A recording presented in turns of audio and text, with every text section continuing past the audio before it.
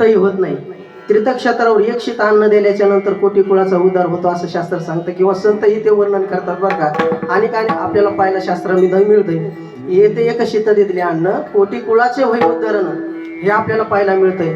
तसं तीर्थक्षेत्रावर एक जर पात्र उठवलं ना, त्याचं अनंत पुण्य आपल्याला प्राप्त होतं बरं का.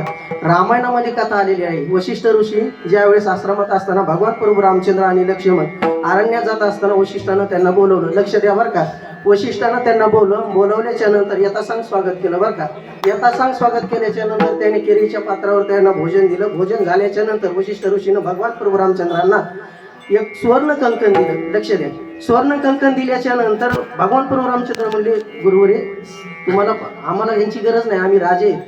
पण वशिष्ठ ऋषी म्हणले, नाही देवा, हे तुम्हाला राहू द्या, आम्ही साधू. साधूला काय असतं, साधूकर संग्रह कोणताच नसावा. आजच्या साधूकर संग्रह झाला तो भाग वेगळा, पण पूर्वीचे साधू संन्यासी ब्रह्म व्यक्ती सगळे होते का, त्यांच्याकडे संग्रह नव्हता बरं का.